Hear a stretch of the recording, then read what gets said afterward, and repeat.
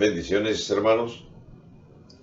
Quiero iniciar nuestro video número 83 de Primera de Corintios en el capítulo número 15, el gran motivo para el inicio de una comunidad.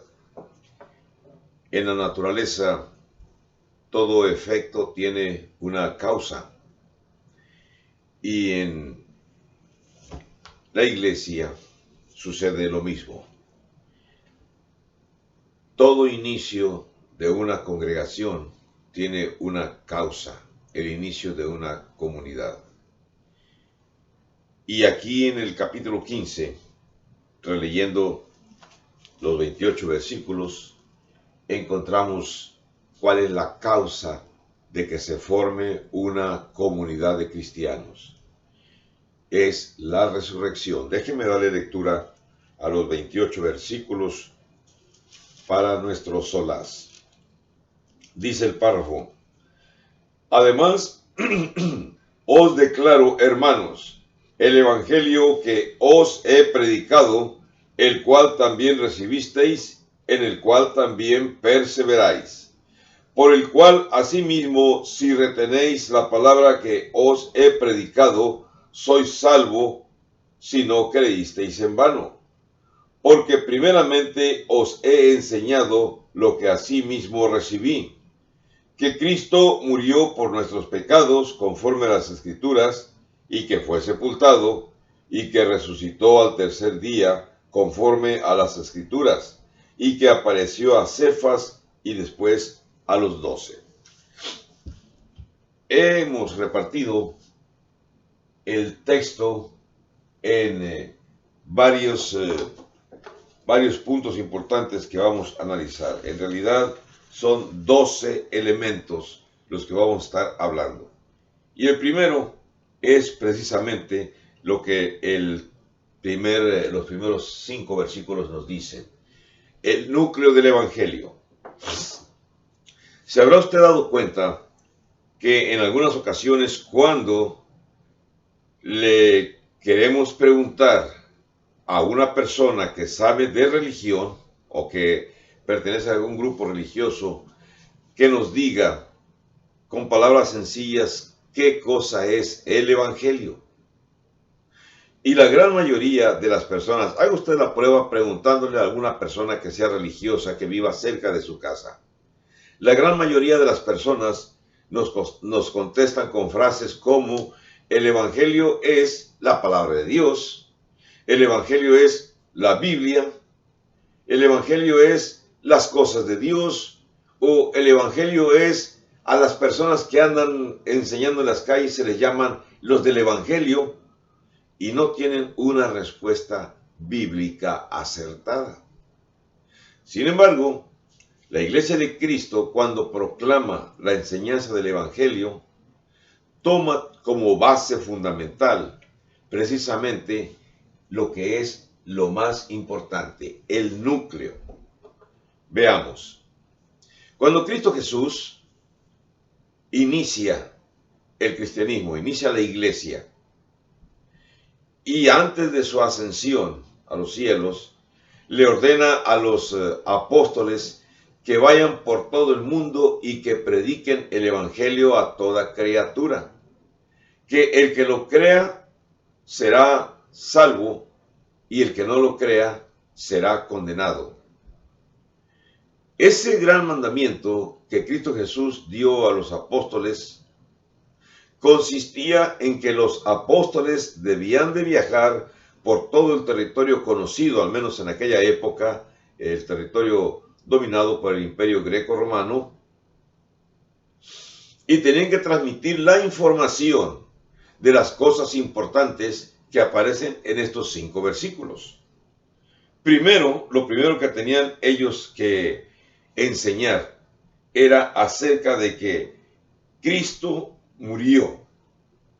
Versículo 3 dice: porque primeramente os he enseñado lo que asimismo recibí.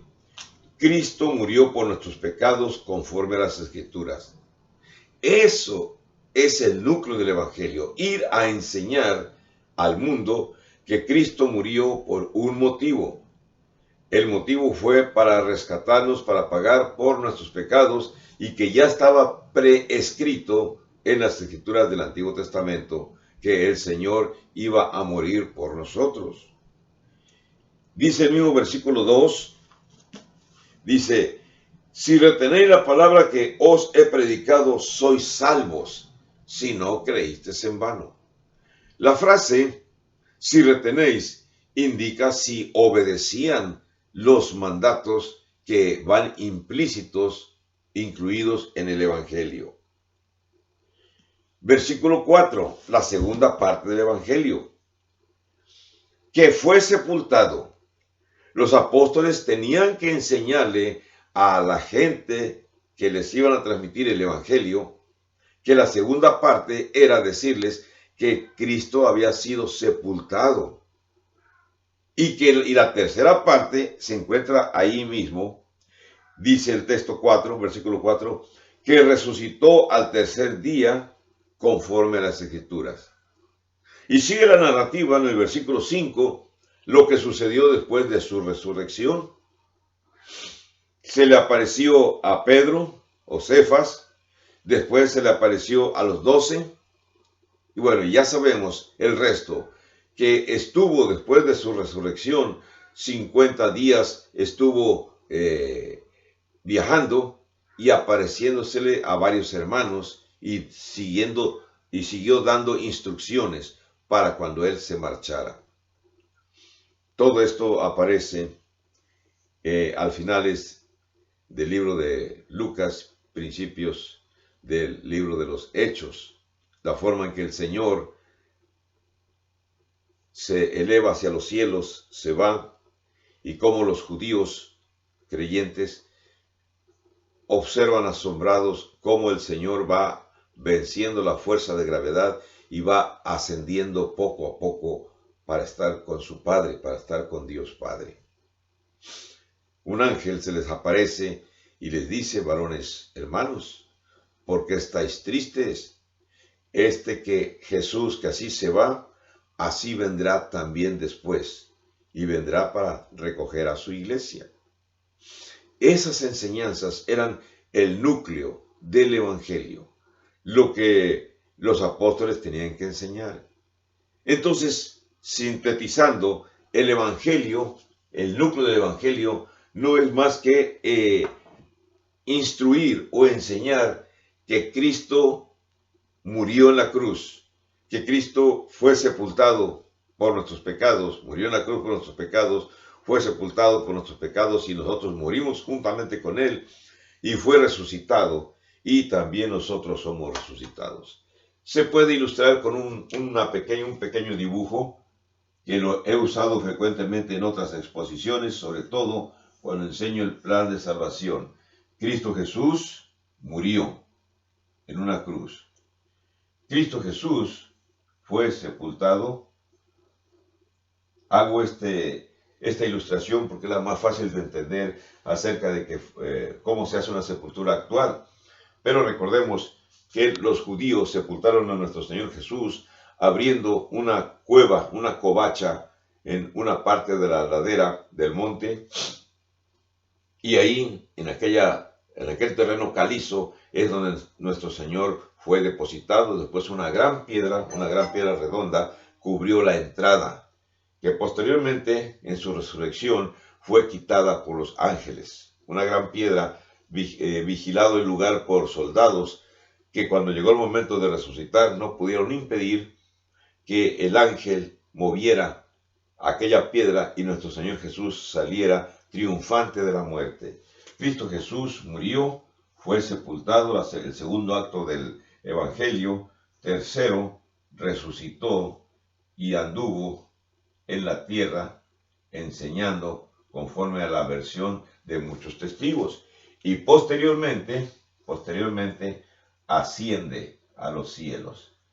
Se va a los cielos como correspondía a estar con su Padre. Eso es el núcleo del Evangelio. Cualquier persona religiosa que no lo entienda, que no lo acepte o que no lo enseña o que conteste en una ignorancia sencilla, que el Evangelio es la Biblia, o que el Evangelio es la palabra de Dios, o que el Evangelio son los que andan enseñando, desconoce, no tiene conocimiento suficiente. Pero lo estamos descubriendo, al menos ahorita en este párrafo. Les voy a declarar, dice Pablo a los Corintios, el Evangelio que ya les he predicado, el cual también ustedes recibisteis y en el cual también ustedes perseveráis.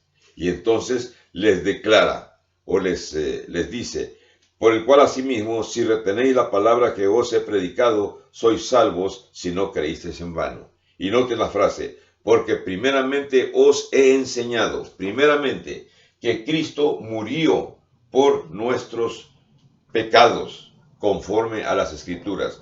¿Cuáles Escrituras? En Isaías capítulo 53 se nos narra por adelantado, se les narra a los judíos por adelantado la muerte del Mesías.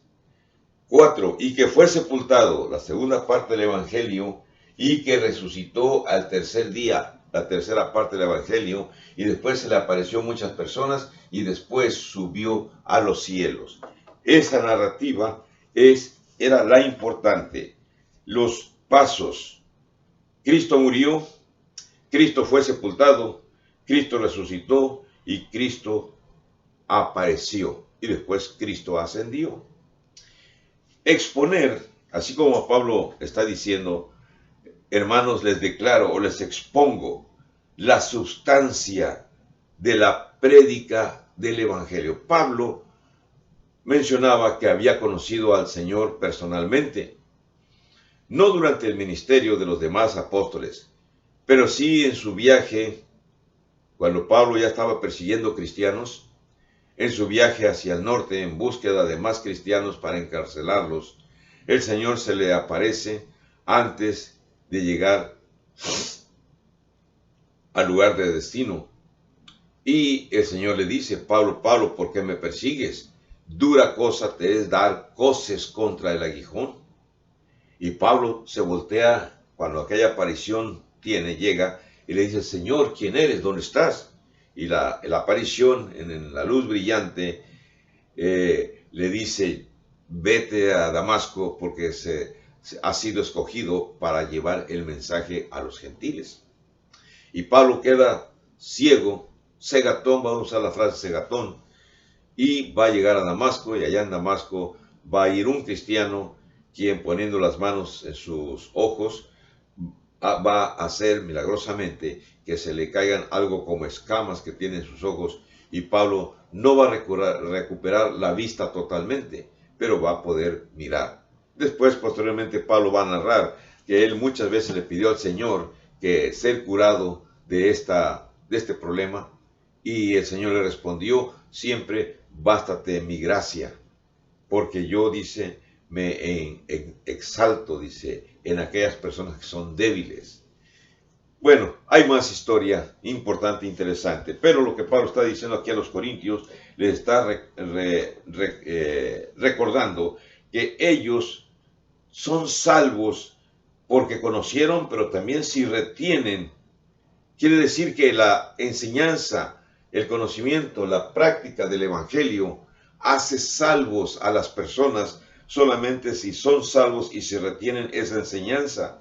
Así que toda salvación depende de la retención de esos hechos históricos.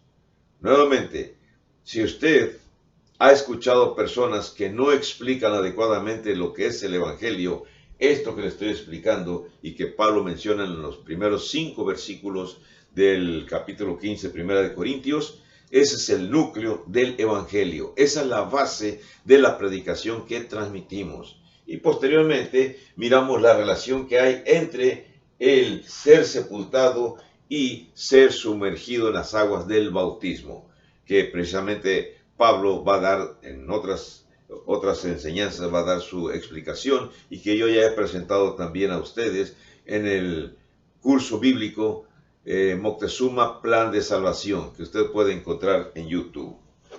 Ahora bien, ¿qué más encontramos con esta cuestión de la resurrección, que es parte importante en la transmisión del conocimiento del Evangelio? Entendemos que en la resurrección es una parte de la historia incontrovertible. No hay controversia, no se puede negar.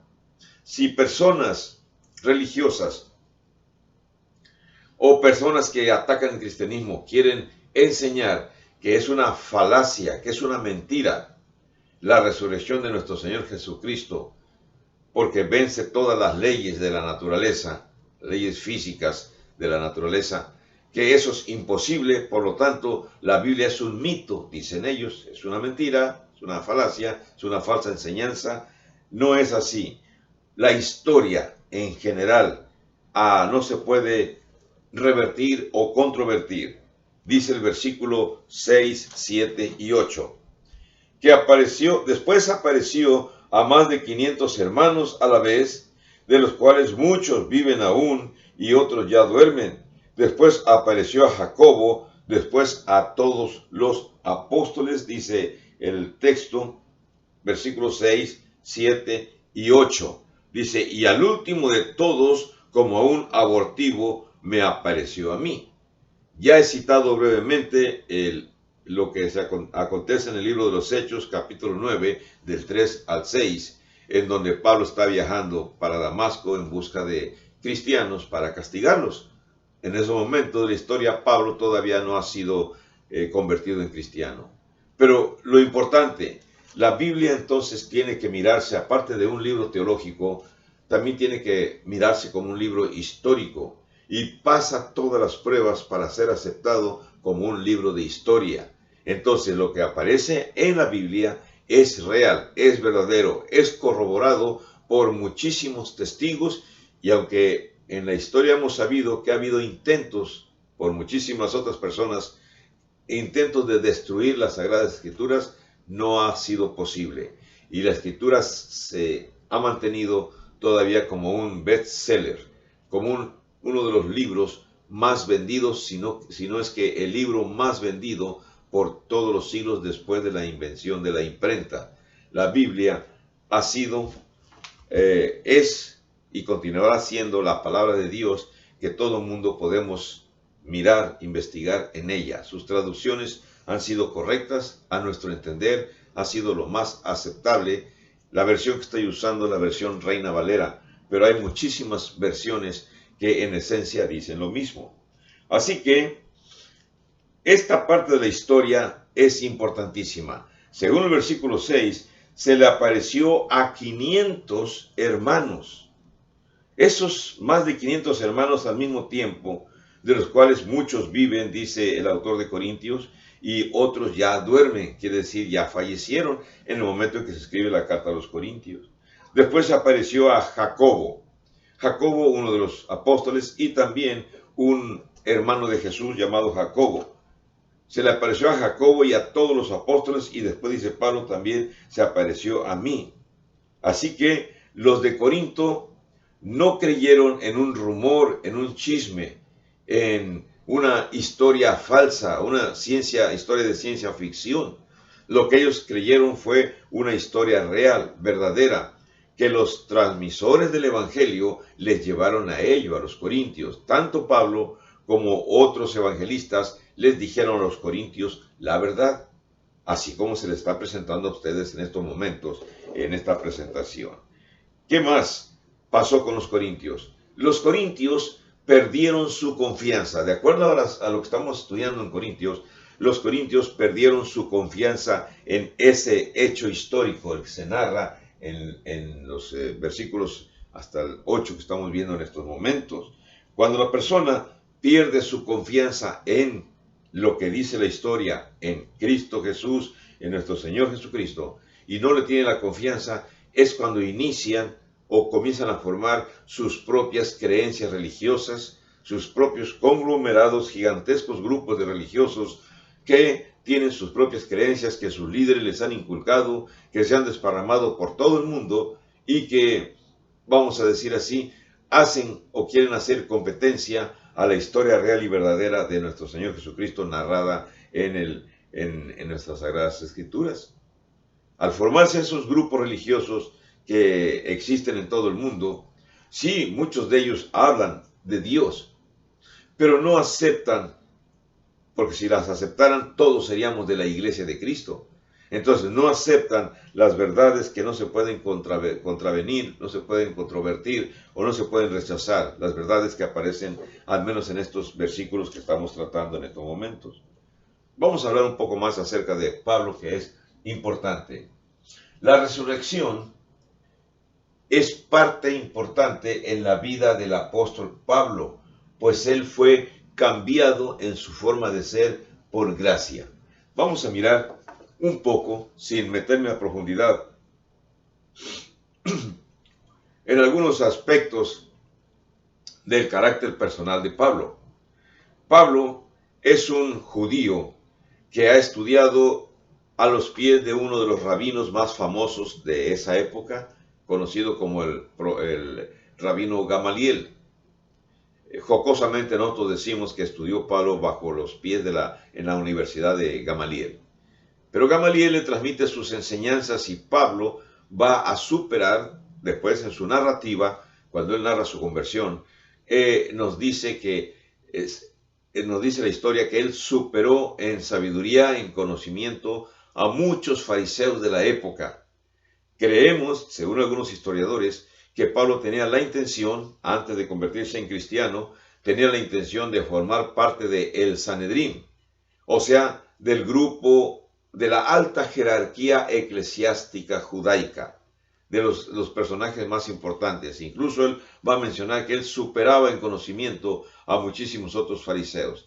De ahí porque su afán, su deseo de sobresalir, de ser el primero en estar en contra de la enseñanza del Mesías, la enseñanza del cristianismo. Fue uno de los primeros, Pablo, uno de los primeros atacantes al cristianismo. Y de hecho, bueno, si usted lee con calma el libro de los Hechos, va a encontrar la forma de actuar de Pablo, como él la narra, de cuando murieron personajes y él estuvo de acuerdo, murieron personajes cristianos y él estuvo de acuerdo en el sacrificio de sus personajes, antes de que él fuera cristiano. Por eso en el versículo 3, cuando él narra en breves palabras su conversión, versículos 9 y 10, él dice: porque yo soy el más pequeño de los apóstoles, que no soy digno de ser llamado apóstol, porque perseguí a la iglesia de Dios. Capítulo 8 de Hechos, desde el verso 3 en adelante, existe la narrativa. Pero por la gracia de Dios soy lo que soy, y su gracia no ha sido en vano para conmigo. Antes he trabajado más que todos ellos, pero no yo, sino la gracia de Dios conmigo. Estos breves versos nos dicen otra vez lo que Pablo está diciendo. Pablo, el apóstol Pablo, el que usted conoce, el que usted ha oído como el escritor más prolífico de los libros del Nuevo Testamento, ese mismo Pablo fue, antes de ser cristiano, fue un perseguidor de la iglesia. Los corintios están escuchando esa noticia, esa información, la están leyendo.